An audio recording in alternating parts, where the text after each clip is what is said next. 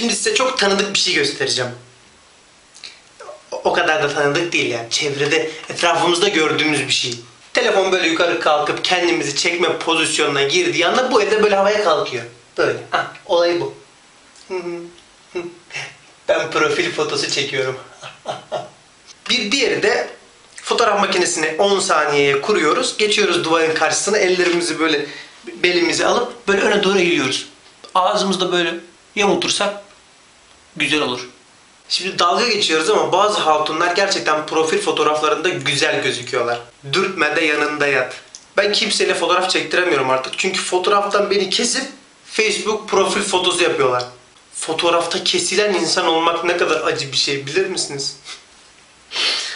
Yaşamayan bilemez.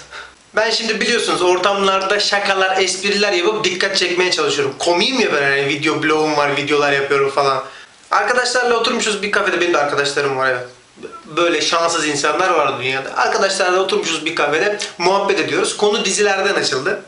Biri diyor işte ben Game of Thrones izliyorum. Öbürü diyor True Blood süper. Biri diyor Fringe var. Fringe, onu izlediniz mi? Bildiğimiz bir diziden bahseden yok hiç. Lan Akasya Durağı'nı izleyen kim o zaman? Hani tamam, Spartaküs'ü ben de izliyorum.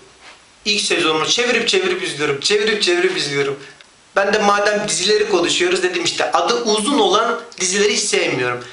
Fatma Gül'ün Suçu Ne? Adını Feriha koydum falan. Ondan sonra adını Feriha koyana kadar 2 çay koyup bize dedim.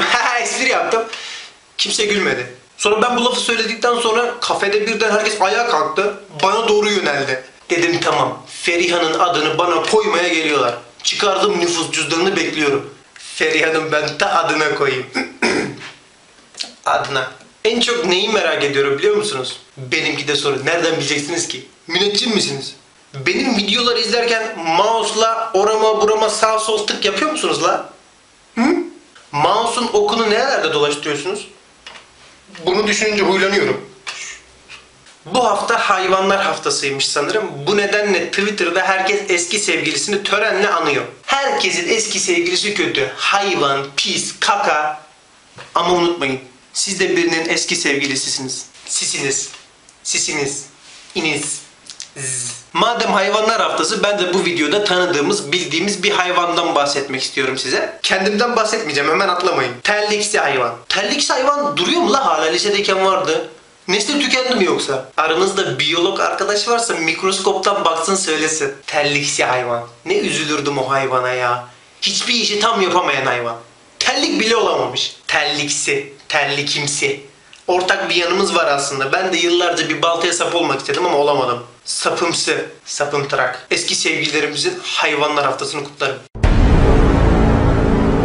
Bana gelince ben kimseyle fotoğraf çektiremiyorum artık. Çünkü fotoğraftan beni kesip Facebook profil fotosu yapıyor ya. Bunu baştan alalım.